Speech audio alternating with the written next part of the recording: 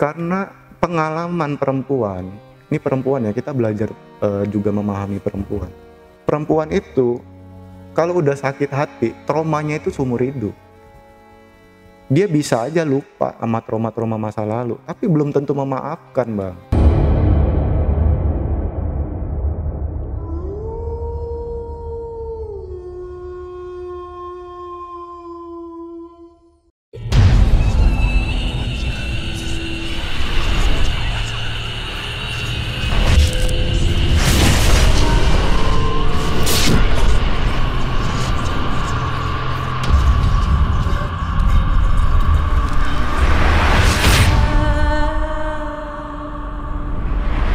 Assalamualaikum warahmatullahi wabarakatuh.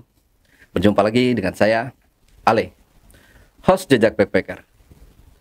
Dalam obrolan misteri Jejak Backpacker kali ini, saya menghadirkan seorang narasumber yang pernah mengalami kejadian mistis. Tapi sebelum narasumber menceritakan pengalaman mistisnya lebih lanjut lagi, jangan lupa untuk selalu support channel YouTube Jejak Backpacker.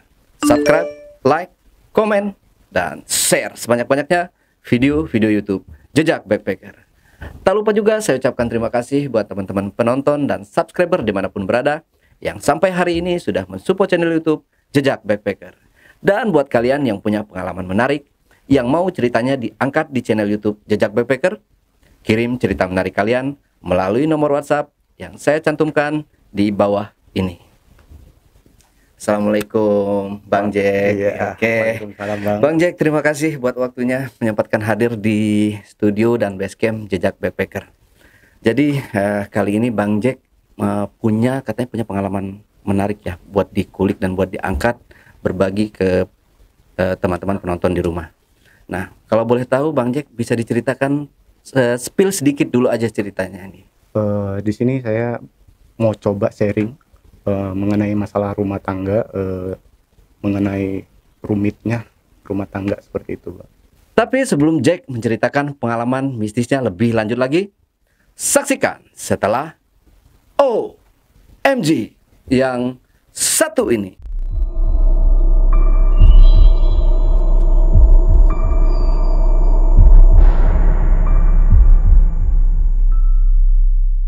Oke, Bang Jack. Santai aja Bang Jack ya, jangan gugup. Oh iya. Keluarkan aja emosinya lebih dalam lagi. Oke Bang Jack ya, udah siap Bang buat udah cerita siap. ya. Oke, Oke. silakan Bang Jack. Saya pengen sharing di sini. Saya mengawali ke Jakarta itu di 2007. Ya, saya memulai karir di sini. Saya sekarang bekerja di perusahaan di bidang event organizer.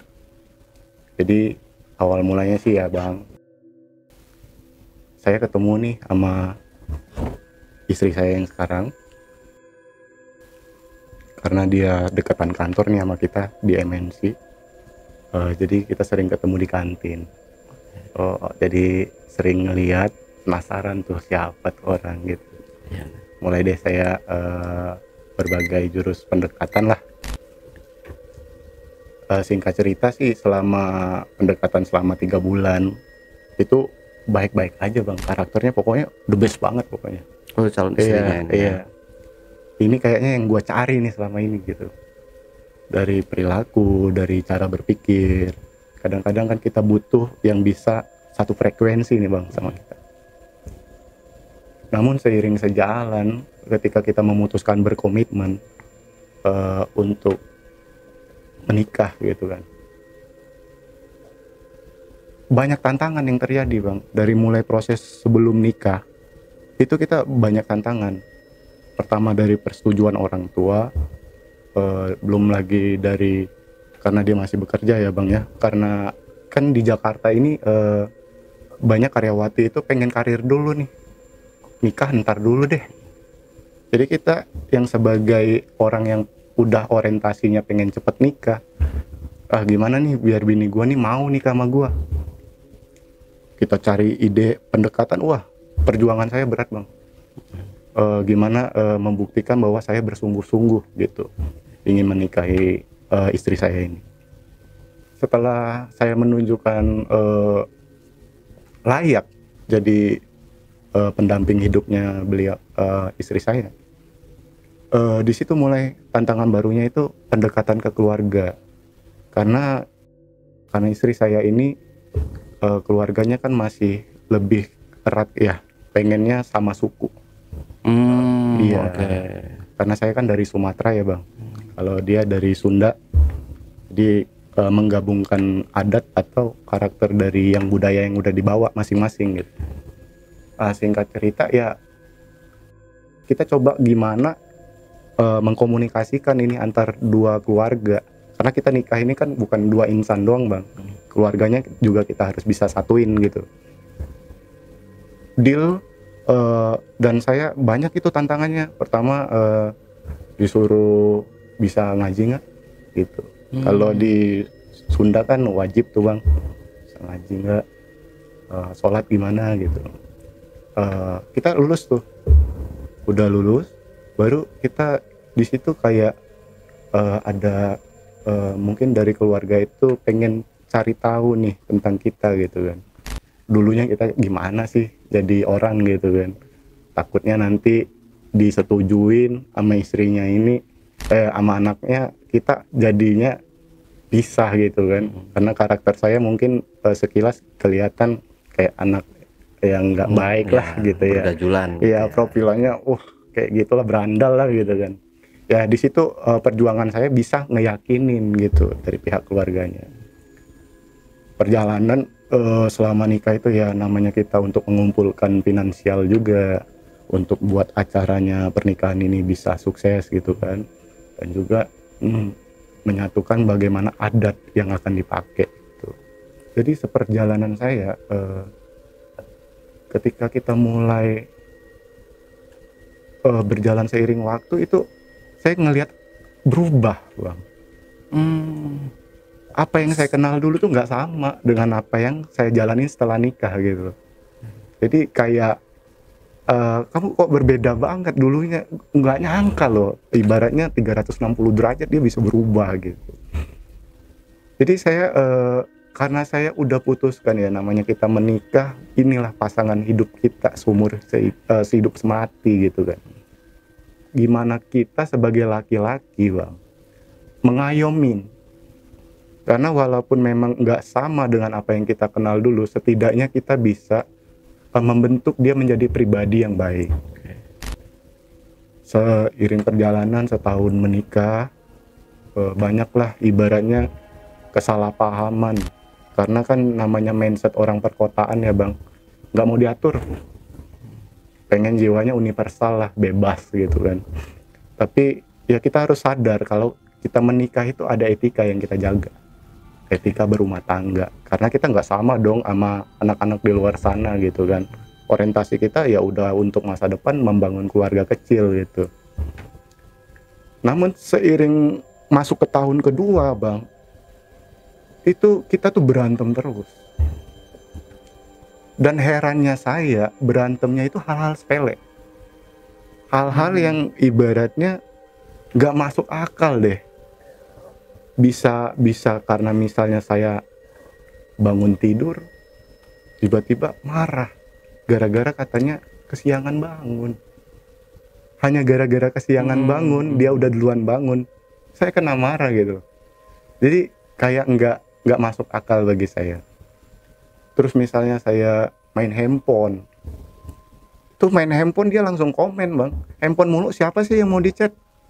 Iya gitu kan. Tapi kalau misalnya giliran dia nih, kalau udah agak saya komen handphone, bodo amat, nggak didengerin Bang, nggak digubris. Udah pokoknya gua yang handle rumah tangga, padahal kan seharusnya kan laki-laki. Jadi di situ Bang, sabar saya coba ibaratnya menerima, karena ibaratnya karakter ini masih baru kan, baru nikah gitu. Kita coba mau satuin, gimana caranya saling menerima dulu deh. Ini kekurangan saya dan kekurangan kamu saya terima gitu. Cuman makin lama makin gak tahan Bang dengan perilakunya, makin di luar nalar. Jadi seolah-olah itu kita sebagai laki-laki itu gak dihargain di rumah tangga gitu. Kalau masalah ekonomi ya lazimnya rumah tangga pasti masalah ekonomi. Ya. Karena yang namanya kebutuhan itu kan nggak ada batasnya bang. Mau pendapatan sebesar apapun itu nggak ada batasnya. Cuman bagaimana kita mengkomunikasiin sepakat untuk mengolah nih finansial yang kita punya. Karena pada saat itu kan dia udah resign tuh. Karena saya pengennya saya yang kerja seperti itu. Seiring sejalan ada lagi masalahnya, finansial udah beres nih. Setiap hari saya itu kerja jadi nggak nyaman. Coba abang bayangkan kalau kerja paginya kita pamit nih baik-baik, di pekerjaan kita diganggu secara lisan lewat WhatsApp misalnya gitu kan. Itu sangat mengganggu konsentrasi bang dalam pekerjaan. Karena otomatis fokus kita itu kebagi dan emosional kita nggak bisa kontrol. Iya, kita harus belajar juga. Cuman kalau kita terus tiba-tiba dimarahin tanpa sebab kan kesel bang. Lo kayak nggak ada bahan lagi gitu kan, ribut aja terus gitu. Malamnya juga gitu, pulang kerja. Jadi seolah-olah saya datang itu kayak nggak dianggap ada gitu loh. Ya selajimnya ya entah apa kayak nyiapin minum kayak nggak ada orang bang. Dan itu ngebuat saya sebagai seorang suami batin, jadi terhimpun nih batin kita. Tapi di situ karena kita udah niatkan bahwa itu pasangan kita seumur hidup, ya jadi saya mau nggak mau terima ini rezeki saya dan ini pasangan saya. Cuman ada hal-hal yang ngebuat saya tuh kayak berbeda aja bang. Karena saya tuh suka cerita sama teman-teman. Teman-teman kalau misalnya teleponan ini sama istrinya, aduh, kayak pacaran bang. Iya kan? Kok gua beda gitu kan? Pacarannya gua mesra banget, udah kayak dunia milik gua doang gitu sama dia gitu kan. Tapi pas nikah tuh kayak asing. Jadi saya tuh udah mulai ngerasa nih ada apa gitu kan. Saya ngerasa udah nggak nyaman nih, udah toksik. Rumah tangga kayak gini nih toksik. Tapi kalau saya hentikan, ibaratnya saya udahlah, masa bodoh lah sama lu, terserah lu mau jungkir balik. Saya yang ibaratnya menikahin dia kan kewajiban saya untuk ngebentuk dia jadi pribadi yang baik, jadi istri yang baik. Belajar tuh bang, saya bang sama orang-orang yang udah berpengalaman, yang udah pernah ibaratnya 10 tahun 20 tahun mengalami rumah tangga. Bahkan yang udah 2 kali sampai 3 kali nikah nih bang, saya nanya, bro, lu nggak capek nikah mulu? Kata saya ngomong gitu. Ya bukan masalah capek nggak capek, kata dia kan. Gue cari yang satu frekuensi sama gue. Kalau nggak cocok buang. Iya kan. Tapi berbeda hal dengan saya. Jadi ibaratnya banyak masukan orang yang ingin kita pelajarin rumah tangga orang, bagaimana cara dia ibaratnya menyelesaikan masalah di internalnya rumah tangga mereka. Itu belum tentu sama bisa saya aplikasiin di rumah tangga saya bang. Sabar sebagai lelaki sebenarnya capek, muak bang. Lu tiap hari kalau diberantemin mulu muak. Sampai pasti ada pikiran ya udah deh, gue cari yang lain. Makanya kata saya banyak terjadi perselingkuhan itu bukan dari diri laki-lakinya bang, tapi karena faktor nggak nyaman. Dia butuh dong secara emosional itu, dia punya kepuasan, punya kenyamanan, punya energi yang positif. Karena kan kita laki-laki kan yang kita butuhkan, kita tuh punya mindset yang baik untuk ke depan. Karena konsistensi kita ini kan masa depan kita masih jauh bang, masih panjang gitu kan. Tapi kalau misalnya kita nggak dapatin di rumah, otomatis abang cari kemana? Iya. Pasti cari keluar kan.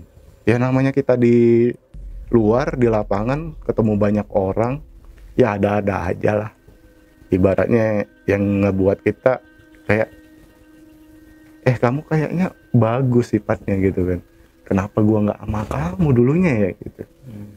Sampai kita udah jalin komunikasi tuh udah intens banget udah. Cuman kembali lagi bang, kita harus sadar ketika kita membangun rumah tangga itu lain halnya kalau dengan kita lagi pacaran. Kalau lagi pacaran kan mah bodo amat lah, kita bisa pacar 2, pacar 3 kan bangga laki-laki mah. Yang penting bisa setting aja udah dulu ya kan. Gimana cara ngaturnya nih biar nggak ketahuan gitu kan. Cuman kalau udah berumah tangga itu ada moral yang kita ngebuat kita itu kayak berat. Kalau gua ngelakukan ini, takutnya istri gua juga ngelakukan hal yang sama. Lu mau nggak istri lu dideketin orang gitu kan. Jadi saya mulai mengalah. Lebih baik secara pribadi saya benerin diri. Saya benerin nih diri saya. Mungkin aja seiring sewaktu nanti istri saya itu ngeliat kayaknya gue yang salah deh, gue harus berubah, gue udah dapat suami yang baik. Ya pasti istri ya namanya kalau udah dewasa ya bang, tahulah mana baik mana buruk gitu kan.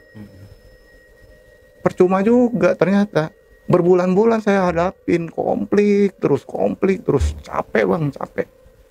Kadang-kadang malu bang cerita di tongkrongan gitu kan. Istri lu kayak berantem mulu deh gitu kan. Ribet amat dah rumah tangga lu gitu kan. Ya kalau saya sih ya gimana ya, kita gak bisa terlalu banyak bercerita juga karena kan kita juga laki-laki gitu bang.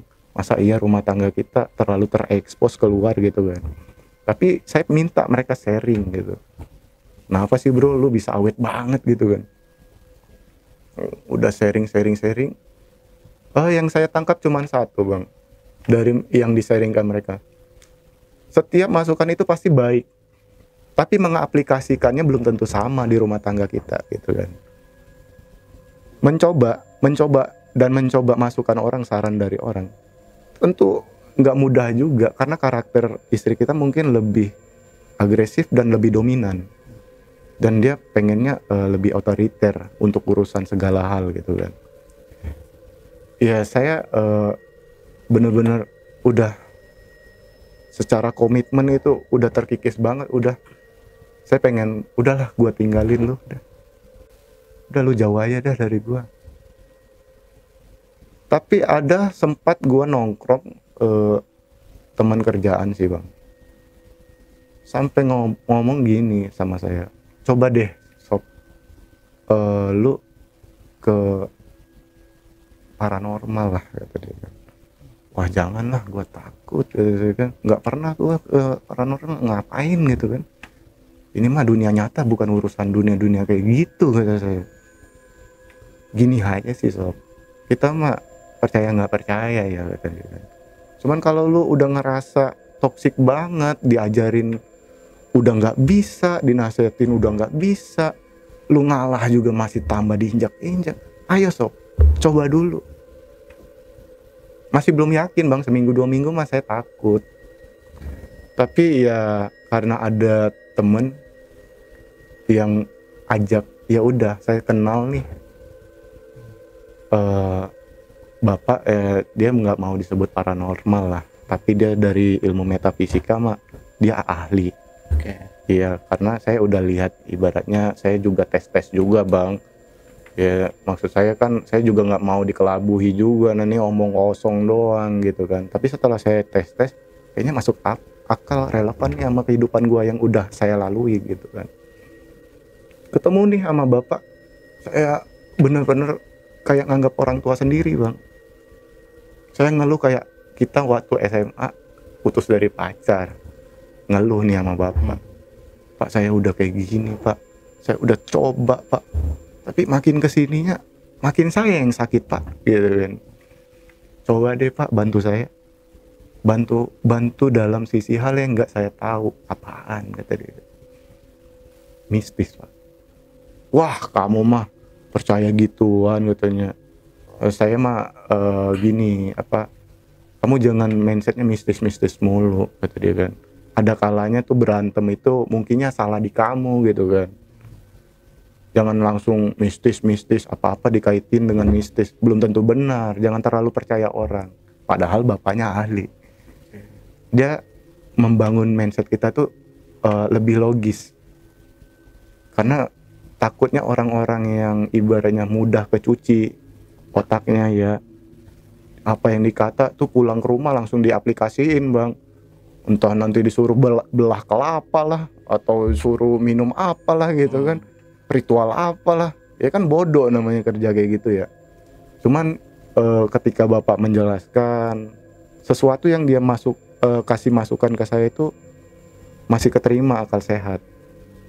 Nggak ada hal-hal yang ritual yang nggak masuk akal, seperti kayak harus puasa lah, tengah malam harus inilah. Nggak. Saya sampaikan kepada bapak, Pak, ini Pak, rumah tangga saya udah kemelutnya, udah saya angkat tangan deh. Saya capek. Karena masuk tahun kedua tuh saya udah punya anak. Anak saya perempuan. Seorang ayah itu yang ngebuat berat untuk menjadi salah dalam rumah tangga pasti anak bang. Sebejat-bejatnya apa lelaki, memang namanya tahta harta perempuan itu penyakit kita. Tapi kalau udah anak itu beda lagi ceritanya. Urusan kita bukan di dunia doang, di akhirat dipertanggungjawabkan. Jadi saya sampaikan tuh sama bapak, semuanya saya anggap itu sebagai orang tua saya. Ada fotonya? Ada. Wah, istri kamu cantik katanya. Susah ngejaga kayak gini mah. Orang ngelirik mah mau, kata dia kan. Ya salah kamu, ngapain nyari yang cantik? Iya kan? Yang dicari mah bukan yang cantik sekarang, capek jagain kan bahasanya kan. Udah. Pak, tolong Pak dilihat. Apaan? Bapak itu masih pengennya kita rasional gitu loh. Lihat apaan? Ini udah dilihat gitu loh. Jadi saya tuh dibuat benar-benar menghargai realitas. Jangan langsung trust aja sama hal-hal goib gitu loh. Iya kan? Bangun dulu realitas yang nalar yang baik gitu kan. Ya Pak, ini Pak fotonya. Ini anak saya loh Pak, kata saya. Ini anak saya. Menurut Bapak ya, apa sih yang bisa dinasehatin ke saya gitu. Saya nggak bilang petunjuk, nasihat. Siapa namanya? Saya sebut tuh bang, nama istri saya. Bin apa? Binti apa? Ini gitu.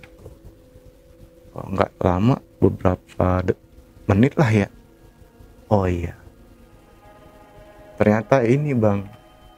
Jadi yang harus saya sampaikan, ketika kita memutuskan berumah tangga, lu tuh harus selesain dulu masa lalu bang. Memaafkan dulu masa lalu lu, iya kan? Biar apa? Biar rumah tangga lu itu nggak kebawa. Karena kita mendayung perahu sama-sama. Kalau abang ke kanan, istri abang ke kiri, nggak nyampe bang. Goyang-goyang doang perahunya gitu kan. Ya dari situ ada nih. Tapi saya nggak mau kamu ngomongnya ini diguna-guna. Jangan ya. Takutnya nanti kamu seujon sama seseorang. Pasti mantannya nih. Saya langsung negatif thinking dong bang. Gue tahu kan mantannya siapa. Ini kampret juga nih orang gitu kan. Udah tahu ibaratnya mau jadi istri orang, lu masih aja gitu kan. Kayak nggak ada yang lain gitu kan bang. Terus bapak bilang, kamu kalau yang kayak gini susah. Kenapa? Karena pengalaman perempuan, ini perempuan ya, kita belajar juga memahami perempuan. Perempuan itu kalau udah sakit hati, traumanya itu seumur hidup. Dia bisa aja lupa sama trauma-trauma masa lalu, tapi belum tentu memaafkan bang. Jadi kadang-kadang di realitasnya kita di berumah tangga ada kejadian yang sama. Jadi muncul tuh dalam diri dia gitu loh. Jadi seolah-olah kita itu adalah orang itu gitu. Oh gitu. Itu yang pertama bang. Terus yang kedua, si bapak ngomong gini, pokoknya nih istri kamu harus sama dia. Siapa aja laki-laki selain dia berantem. Pokoknya jelek aja udah, panas aja udah hawanya. Wah, saya nggak percaya pak. Enggak lah, pacaran baik kok, super. Pokoknya the best dalam semua kategori nih istri saya. The best dalam segala kategori. Nggak mungkin, kata saya. Ya terserah kamu.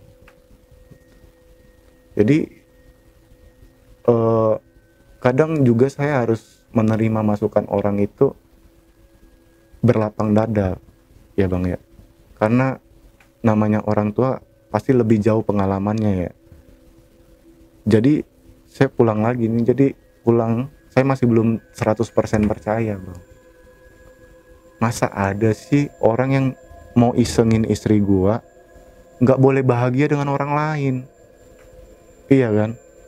Dan harusnya saya terus yang jadi, ya 2 tahun itu bukan waktu yang sebentar bang.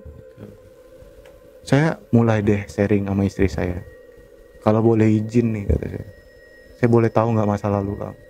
Udah perempuan tuh kalau udah ditanya masa lalu udah buset marah bang, apa urusannya sama lu itu kan. Malah jadinya berantem bang, tambah lagi berantemnya. Ini mah udah bukan berantem yang biasa lagi. Saya udah pusing banget pokoknya. Itu ranjang udah pisah, kita tidur, dia di atas saya di bawah, udah kayak pembantu udah. Iya saya mah aduh sabar aja deh, karena ya namanya kita mau ngancurin batu pelan-pelan, tetes lah gitu. Kalau kita langsung pecahin pakai palu kan belum tentu mau pecah bang. Ya udah, tapi gelisah berminggu-minggu. Wah saya mah marah udah bang.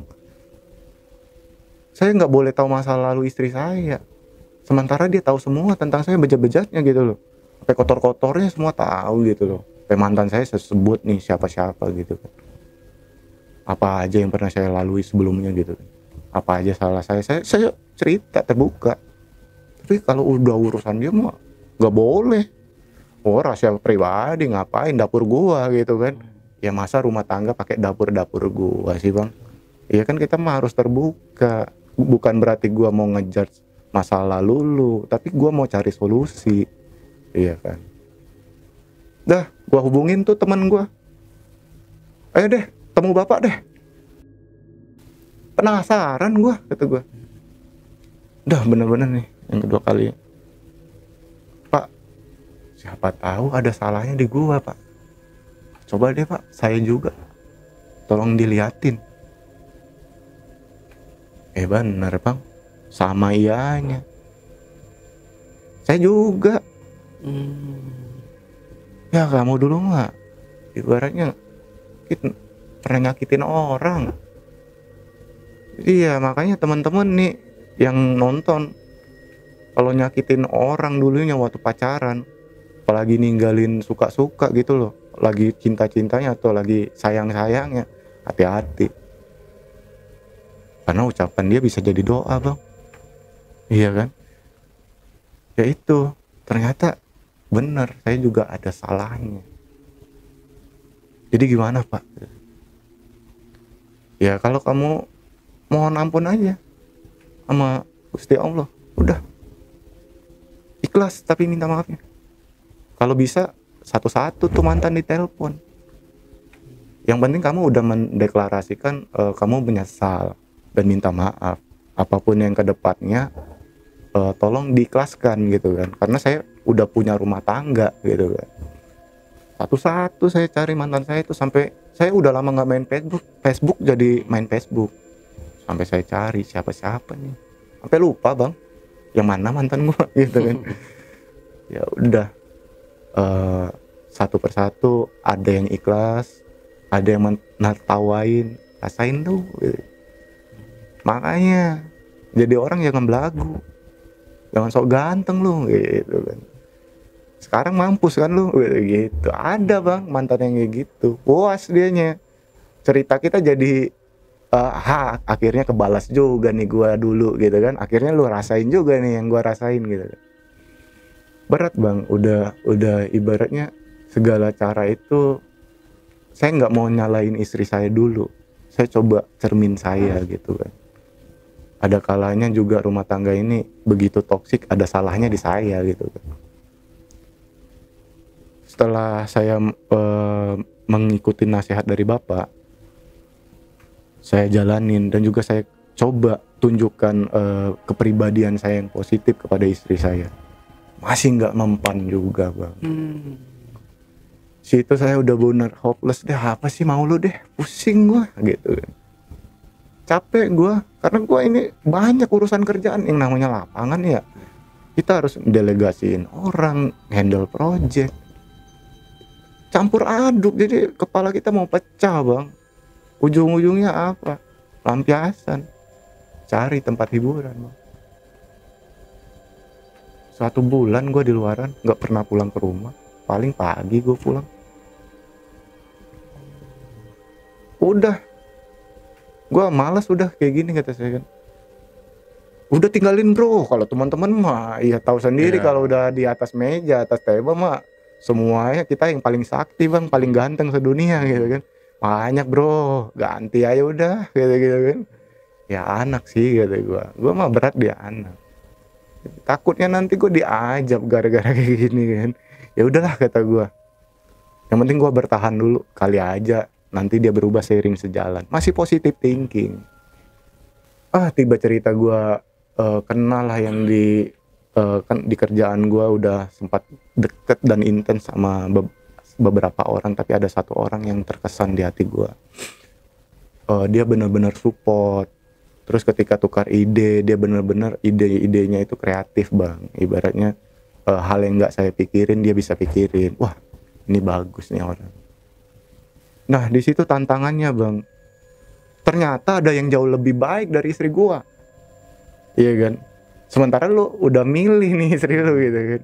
Gimana lu mau nyingkirin atau mau main belakang nih gitu kan. Lu laki-laki mas skill aja dulu diadu gitu kan. Cuman saya nggak mau bang, anak perempuan sih, anak saya jadi takut, iya kan? Ya tantangan semakin rumah tangga ini kita pengen jaga bang, banyak cobaannya. Makin kita jaga, makin banyak, percaya deh. Makanya kata saya, solusi satu-satunya cuman satu.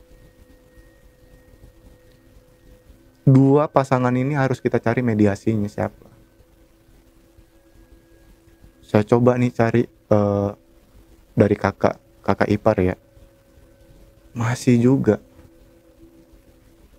Kesel saya bang, berhari-hari ribut nggak karu-karuan, anak nggak jadi terurus gitu kan, kerjaan berantakan, dimarah mulu di kantor gara-gara emosi, tidur juga nggak nyambung, nggak enak. Nggak ada kata-kata cerai gitu. Dari dia yang minta cerai mulu. Nggak ada kata-kata. Iya gitu. Makanya bang, kalau ingat zaman pacaran mah orang kayak gini malah tinggal aja udah, jurus langkah 1000 udah bang. Tapi kan kita kan udah itikat mau mengarungi rumah tangga ini seumur semati lah bahasanya. Sakit ya tahan, ini rezeki lu gitu loh. Ya lu dapat rezekinya istrinya kayak gini, tahan udah. Kalau lu mau cerai atau lu mau main belakang, lu sanggup nggak? Gitu kan. Jangan sampai nih anak lu jadi korban bang. Lu boleh ngerasa diri lu bisa cari pengganti, tapi apa iya anak ini bisa layaknya dapat kehidupan yang selayaknya dia gitu loh. Itu yang saya pikirin. Kalau saya cerai, otomatis broken home, anak saya kurang kasih sayang. Dan jadi pelajaran juga, anak kita ini, misalnya istri kita nikah dengan orang lain, jadi ayah sambung dong, dia punya ayah sambung. Belum tentu bang, menyayangin anak kita sama dengan rasa sayang kita. Ya, jangan dicoba yang kayak gitu bang. Kalau anak itu batinnya ngerekam bang. Anak SD zaman sekarang aja udah bisa marahin bapaknya. Apalagi 10 tahun lagi bang. Wah bisa jadi apa kita di mata anak kita bang. Saya malu kayak gitu. Jadi saya udah gak mau. Saya gak mau exit plan-nya. Saya cari pengganti, gak mau. Nemuin teman saya lagi. Ke bapak lagi. Jadi ke bapak itu saya gak sekali. Tolong pak bersihin saya. Saya mau memaafkan masa lalu saya. Ya saya dulu bejat, suka nyakitin orang. Saya ikhlas, saya mau bertobat. Oke, setuju, bapak bantu. Nggak tahu ya adegannya apa persis kayak yang di YouTube mah, tapi nggak terlalu norak gitu. Ya kayak dia entah apalah pokoknya bang, saya nggak ngerti, bukan bidang saya gitu kan.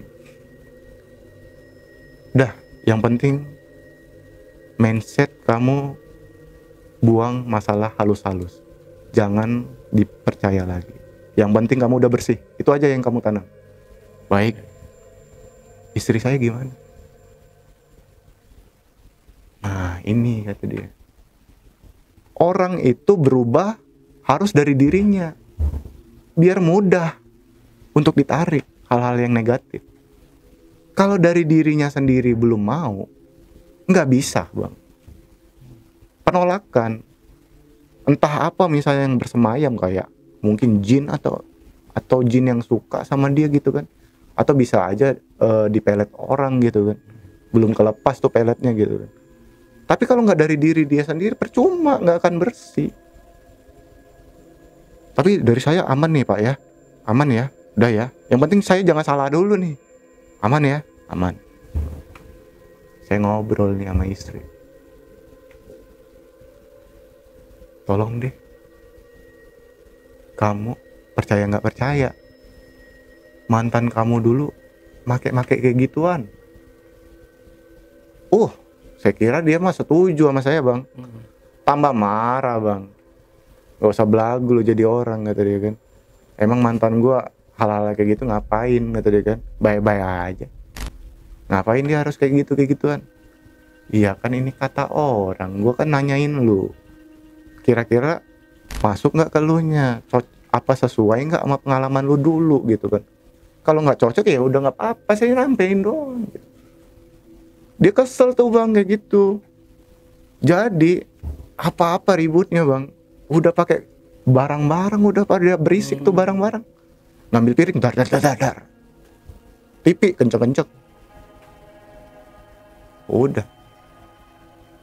Pusing dah udah, nggak nyaman kita udah di rumah. Kesel dong, marah gua bang. Lu lama-lama kayak gini mah, gue juga batas kesabaran gue habis gitu kan. Ya itu, nggak tahu kenapa jadi kepancing bang, udah anarkis. Jadi KDRT itu. Ya saya bilang KDRT nggak tahu lah bahasanya. Bayangin aja lu bang, dipukul-pukul muka lu. Kamu tenang dulu, lu ditampar. Pengen balas, pengen bang. Gimana ya ngomongnya, kalau lu balas juga takutnya nggak selesai masa lalu gitu loh. Ya udahlah saya tahan deh, saya keluar cabut dari rumah. Ya sehari 2 hari nggak pulang, udah biarin dah bodoh. Gua tidur di mes kantor.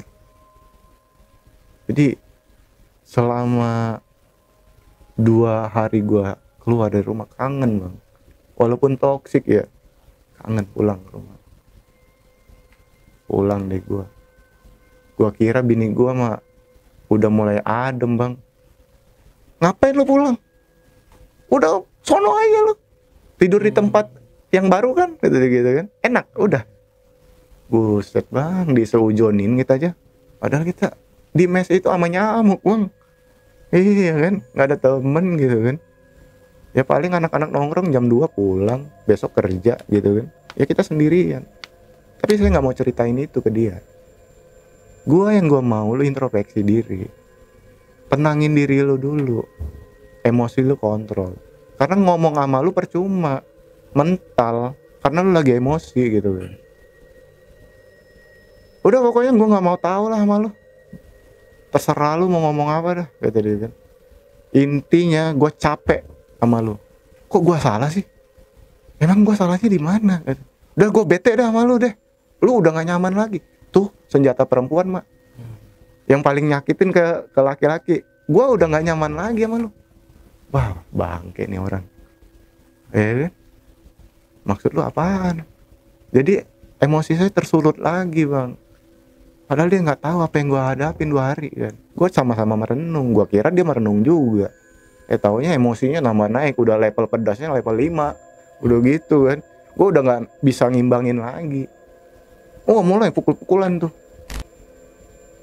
Dan saya itu nangis bang dalam diri saya bang. Kok dapat yang kayak gini sih hidup gue? Perasaan gue dulu cewek yang di bawah gue gitu kan. Cewek yang ngemis lah bahasanya kan, nggak mau ditinggalin gitu. Kok gue jadi perlakukan kayak gini gitu kan. Ya udah kata saya. Kalau lu maunya kayak gini, takutnya kerjaan kita mah saling nyakitin doang. Lu sakit, gua sakit. Nggak ada yang beres hidup kita udah. Kabur dedenya bang. Dah, gua nggak mau sama lu deh. Nyesal gua nikah sama lu. Buset. Kata-kata itu udah keluar ya. Bahasa kayak gitu mah. Capek bang. Ya udah dari situ belajar ikhlas. Karena apa ya? Bercermin mungkin masa lalunya abang dulu memperlakukan pasangan abang kayak gitu bang. Makanya hati-hati nih sama yang suka nyakit-nyakitin cewek. Jangan lu kira nggak akan setimpal nantinya. Apa yang lu tabur nantinya cepat atau lambat pada waktunya akan setimpal. Itu. Dan gue ngalamin. Ya Allah, ampun ya Allah, ampun. Gue nggak mau yang kayak gini. Ya gue tahu deh, gue salah. Berapa orang yang udah gue sakitin. Tapi sakitnya sakit banget sampai ulu-ulu. Sampai ibaratnya tuh rokok bang, yang dulunya cuman nggak nyampe sebungkus, 3 bungkus sehari bang. Jadi cerita kita selama istri kita pergi kabur, sama rokok doang. Handphone teman ngajak keluar, malas udah. Yuk nongkrong dah, ngapain lu kayak orang bego lu di rumah gitu kan. Masalah rumah tangga aja lu buat pusing, udah happy aja dulu. Enggak, penolakan, gue males kayak gini kan gitu. Percuma gue cari pelampiasan gue di luar, nggak selesai hidup gue. Udah mulai deh bang, saya baca-baca YouTube, nyari-nyari rumah tangga yang masih ibaratnya masih prematur lah bak, seumur jagung. Kondisinya ya sering lah kayak gitu, salah paham ya. Karena 2 karakter yang disatuin. Tapi yang saya tangkap dari pelajaran hidup ini, dari rumah tangga saya itu, hukum tarik-menarik. Ketika kamu mencintai orang, salah satunya terlalu dominan mencintai, pasti salah satunya tidak. Terlalu kamu effort, yang salah satunya biasa aja. Tapi kalau misalnya, yang satunya misalnya, saya yang sayang banget nih, bucin banget nih sama istri saya, wajar disepelein, hukum tarik menarik. Tapi kalau misalnya istri saya yang bucin, saya yang sepele. Makanya kalau mencintai sesuatu itu jangan cinta banget bang. Ada ukurannya gitu loh. Jangan terlalu bucin banget gitu. Jangan terlalu hanyut banget, dunia ini milik lu sama dia gitu. Benar. Iya kan? Efeknya kayak gitu.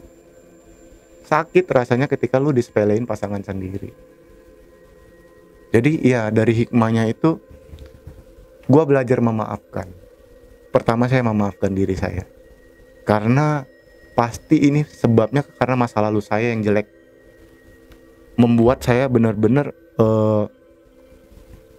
dapat balasan yang berat dan menyakitkan. Trauma saya yang kayak gini bang. Trauma, jujur trauma. Yang kedua, ikhlas. Karena ini udah terjadi dan lu nggak mungkin pengen ulang lagi gitu, desain lagi gitu, nggak mungkin. Mau gimana pun lu tetap suaminya gitu, iya kan? Tinggal pilihannya lu lanjut apa enggak, iya kan? Terus yang ketiga, ya gue belajar memang untuk menyatukan 2 karakter itu nggak semudah kita ngeracik bahan adonan roti gitu kan, nggak semudah itu. Butuh proses, butuh telaten, kesabaran gitu.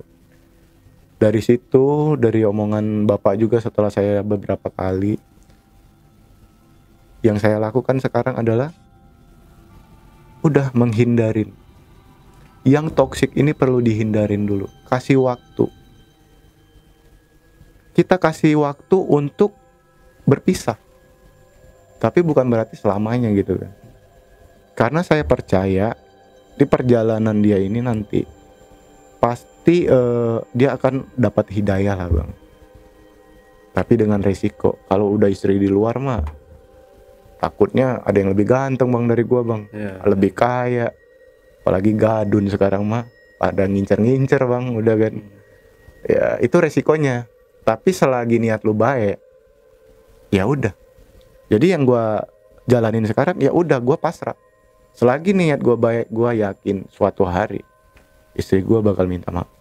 Tapi kalaupun enggak, ya udah, saya susun ulang masa depan saya. Jadi pada saat ini saya lagi memberi dia kesempatan.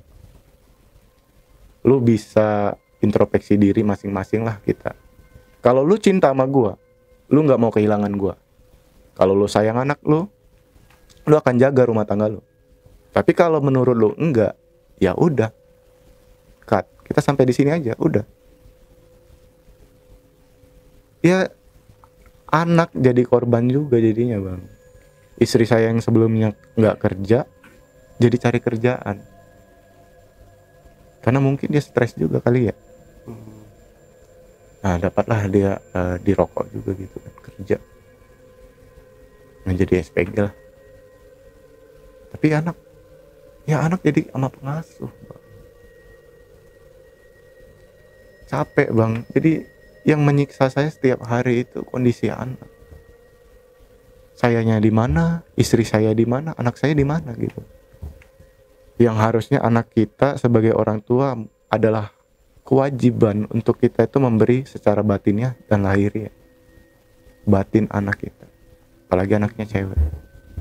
Miris sampai sekarang nih, sakit banget rasanya. Bukan sakit karena ditinggalin istri, enggak. Saya mah bodo amat, udah biasa ditinggalin dan meninggalkan juga. Tapi anak kayak malu bang. Lu hidup mau apa gitu loh. Lu nggak berfungsi sama anak lu. Gitu. Makanya dari pelajaran ini yang saya dapatin, saya mencoba berpositif thinking sampai sekarang. Kalaupun memang Allah berkehendak lain, gua udah ikhlas. Tapi gue minta sama Allah, cepet-cepet siapa penggantinya. Karena untuk melupakan sesuatu itu, gue harus dibuat sibuk sama sesuatu gitu kan. Sama kayak abang udah punya mobil baru, terus setahun pakai ada keluaran baru nih. Otomatis kan yang lama jarang dipakai nih, yang baru yang dipakai gitu kan. Ya sama kayak gitu bang. Ada kesibukan lain yang ngerubah mindset kita nggak ke situ terus konsentrasinya. Itu yang saya minta. Jadi memperbaiki diri dulu dia gitu. Berarti ini anaknya dibawa sama istrinya ya? Dibawa sama istri, tapi istri kan kerja di Jakarta.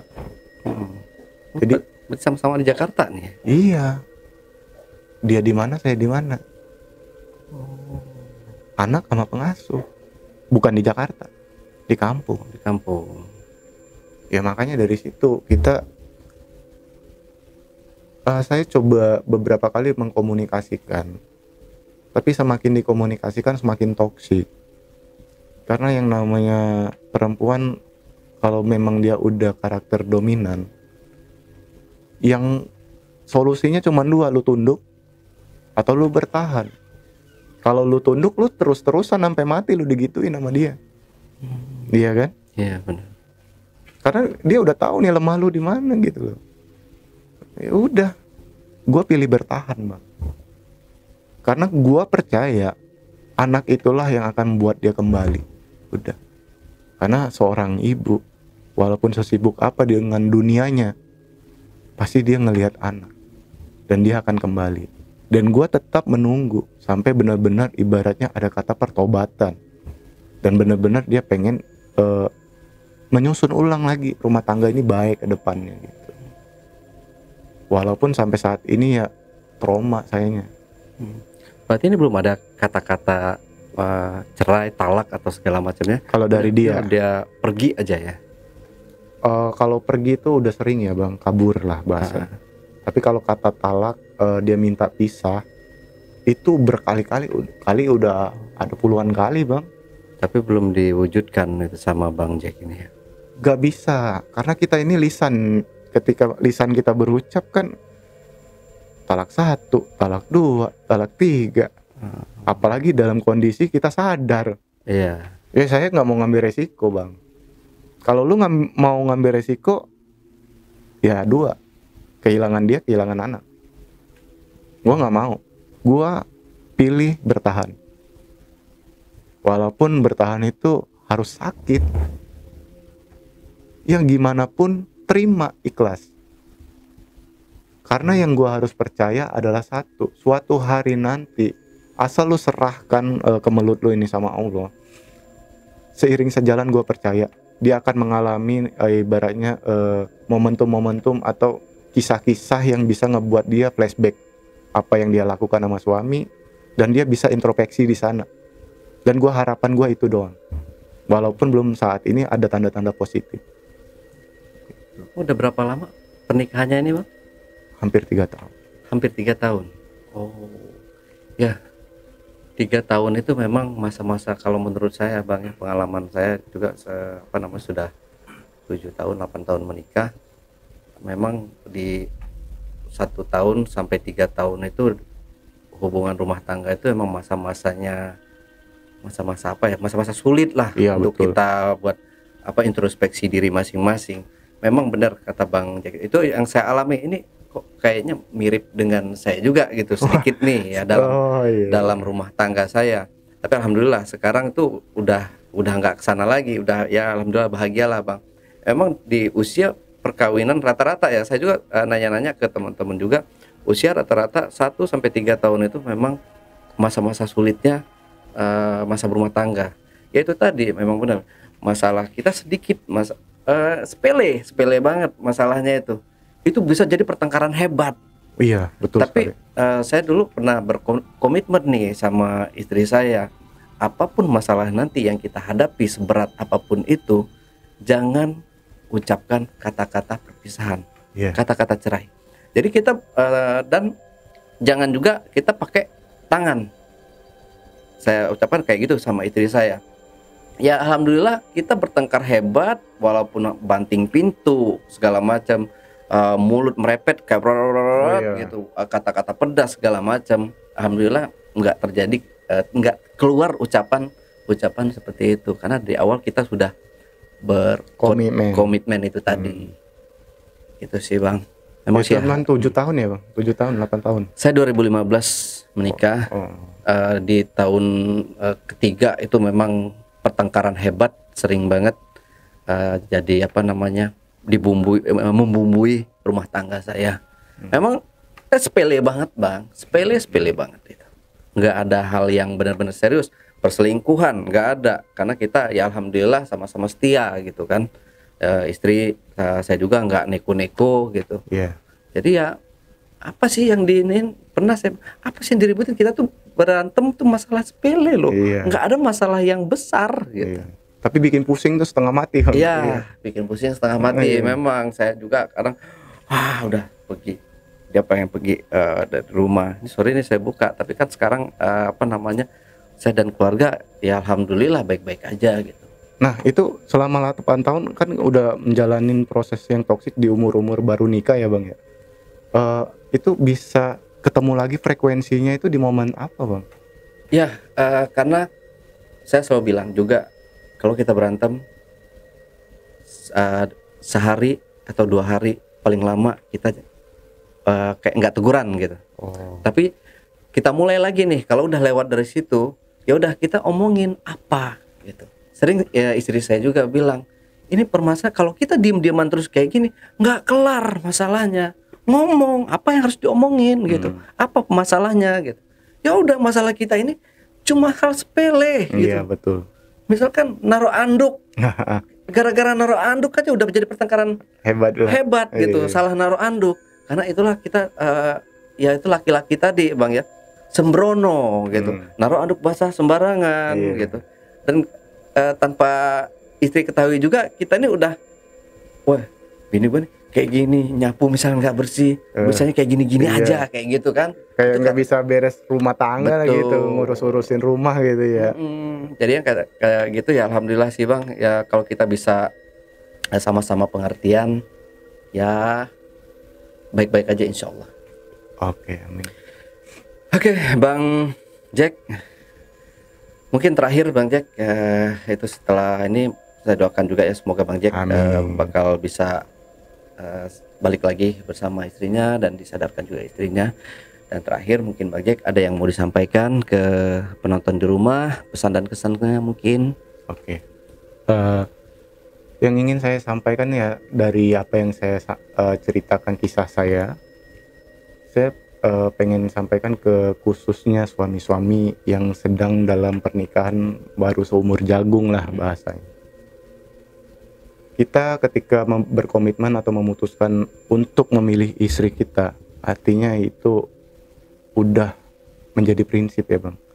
Dan lembaran itu udah kita mulai dari buku yang baru. Apapun yang terjadi dalam rumah tangga kita, pasti semakin banyak cobaan dan godaan. Tapi kembali ke pribadi masing-masing. Kalau saya memilih jalannya bertahan. Tapi yang menjadi solusi saya untuk saat ini yaitu belajar memaafkan masa lalu. Maafkan dulu nih masa lalu kita. Biar kitanya bisa benar melangkahnya gitu kan. Yang kedua sih, saya coba menerima kekurangan pasangan saya. Saya coba gimana walaupun itu nggak cocok sama prinsip saya, nggak seiring sejalan, nggak satu frekuensi deh lo, tapi coba untuk terima. Dan yang ketiga ya saya yaitu harus berharap semoga Allah jadikan keluarga ini bahagia, berpositif tinggi. Amin. Oke. Nah, JPKers, itulah tadi obrolan saya bersama Bang Jack. Jangan lupa untuk selalu support channel YouTube Jejak Backpacker, subscribe, like, komen, dan share sebanyak-banyaknya video-video YouTube Jejak Backpacker. Wassalamualaikum warahmatullahi wabarakatuh. Waalaikumsalam. Oke, Bang Jack. Terima kasih Makasih buat banyak ya Bang, waktunya. udah diundang ke sini. Ya, Bang Jack Iya, senang ini lega nih berbagi bisa cerita. life story-nya epic juga sih Bang ya. Iya. Ya itu tadi doa terbaik saya, semoga Bang Jack dipertemukan lagi dengan Amin, istrinya insyaallah. ya. Oke, siap. Dan hidup rukun sampai akhir hayat. Iya, amin ya Allah. Sampai jumpa.